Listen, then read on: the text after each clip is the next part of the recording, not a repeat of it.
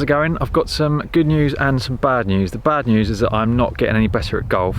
So I was off 4.1 last summer and I'm off 5.3 now after today's competition, so that is not better. But the good news is that I've worked out why I'm not getting any better, and that is because I'm an idiot. I guess that's bad news as well. So obviously I'm trying to get better, like I'm trying to get from 10 handicap where I started down to scratch.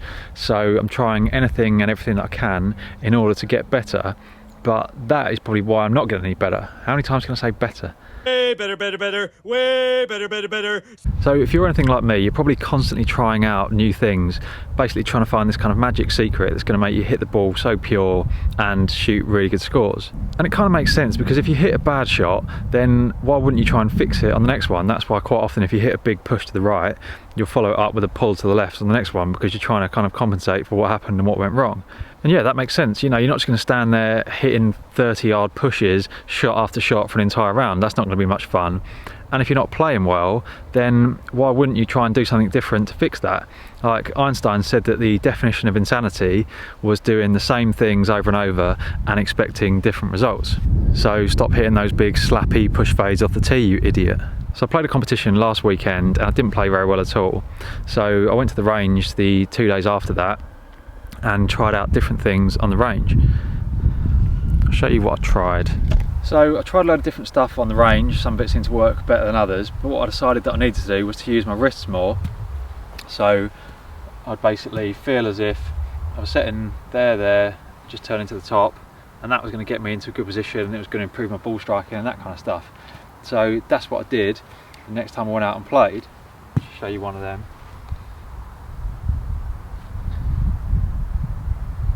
So yeah, it just feels like hinge there, turn there, and that's the position.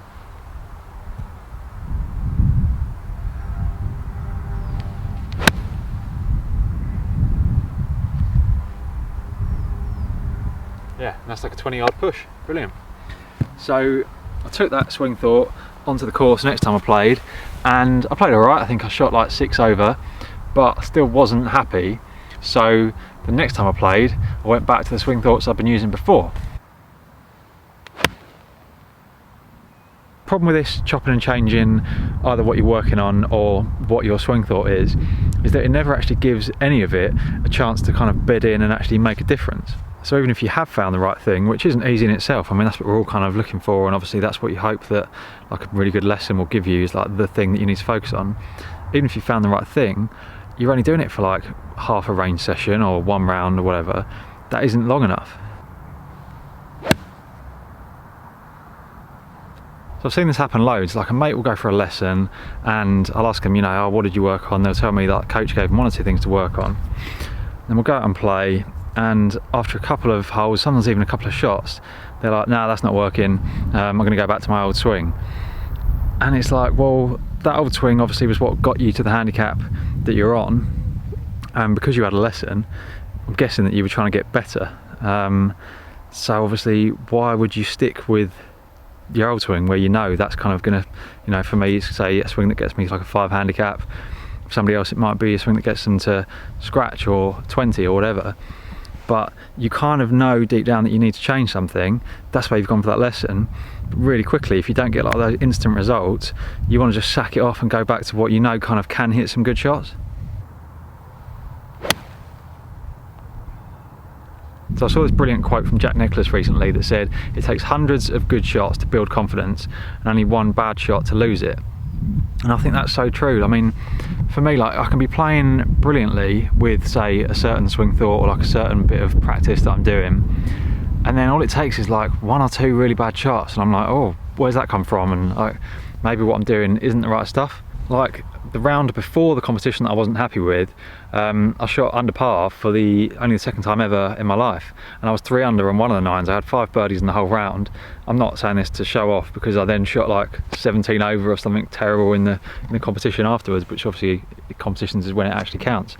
My point is that I'd been hitting it pretty much the best I ever have in loads of practice rounds, and obviously getting some confidence from that. But all it takes is like a few bad shots at the start of that competition, and I'm like, oh God, you know, what's going on? Where's this coming from? What can I do to fix this? So I think the reason we don't get better is this, basically we've got to be more patient with what we're working on, because otherwise it's like spending 20 minutes revising French, 20 minutes then changing, revising English, 20 minutes revising German, and then expecting to pass a science exam at the end of it. I watched a really good video from Golf Monthly recently where they were doing a kind of little sort of interview slash swing clinic thing with Eddie Pepperell, and he said that he's been doing the same just two drills for like the last couple of years and nothing else. And in my first lesson with Liam Robinson, he told me he'd spent 3 months just doing one drill and then hitting balls in the net to try and recreate the same feelings of that drill without even going to the range, and that is what started to kind of rebuild his golf swing and transform his game. Well, how many of us can honestly say that we've stuck with one drill or even two drills for like months on end, let alone 2 years, without actually trying different things, experimenting, chopping and changing, going on YouTube, looking for little kind of swing tips? Like, I just don't know anyone who's that kind of patient and sticks with stuff for that long. So I'm making this video for myself as much as anything, because I'm annoyed at myself, because I feel like by chopping and changing what I'm doing so much for the last 2 or 3 years, I've kind of stopped myself getting better when I could have made some real progress in that time. So what I need to do is decide what it is that I'm actually going to work on and stick with it. Whether that's the stuff that Liam's given me, whether it's stuff that I was working on with St John, my coach last year, whether it's going back to the stuff that Dan Whitaker and David Holman both told me, like when I had a lesson with each of them in the space of a week, because, you know, I've probably still got a lot of the same problems that I had like 2 years ago, or even when I very first started this journey and, you know, I was a 10 handicapper trying to get to scratch. There's probably a lot of stuff that I just haven't fixed because I've, instead of doing that, I spent this time like chopping and changing, and I just think that is why we don't get better at golf. And, you know, Eddie Pepperell has got a lot better in the last couple of years just by doing his 2 drills.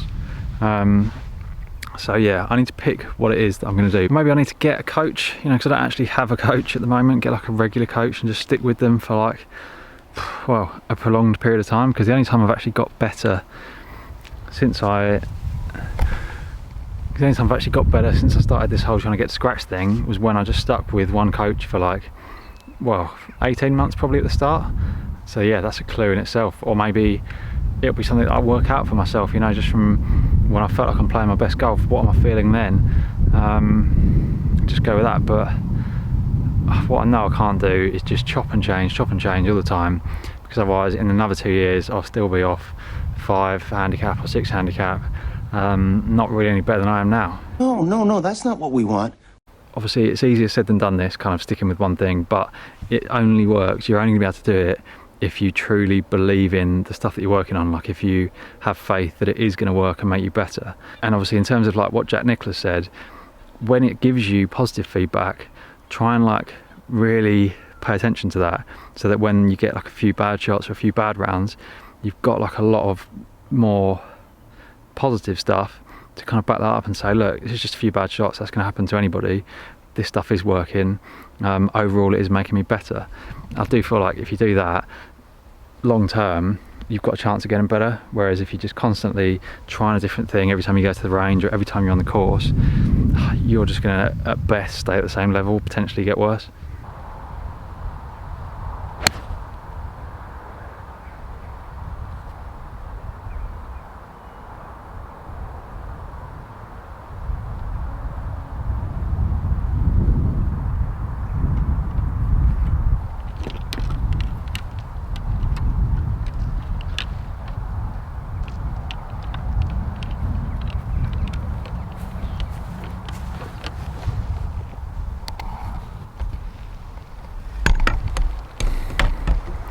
Anyway, hope that's helped you more than it's helped me. Yeah, let me know what you think, let me know what you're working on in your game and how long you've been working on it, and if you feel like it's making a difference.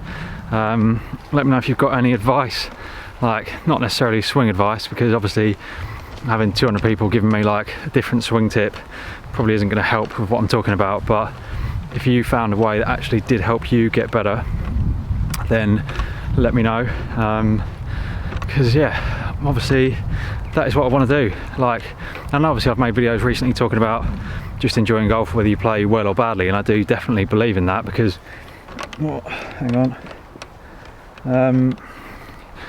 we all play badly, and so let's try and enjoy it as much as we can regardless of the performance. But obviously playing well and feeling like you're getting better is a hell of a lot more enjoyable than playing crap and feeling like you're getting worse. So I'd very much like to start feeling like I'm getting better again. So yeah, when you feel like you're working on the right things, you're a lot more inclined to practice.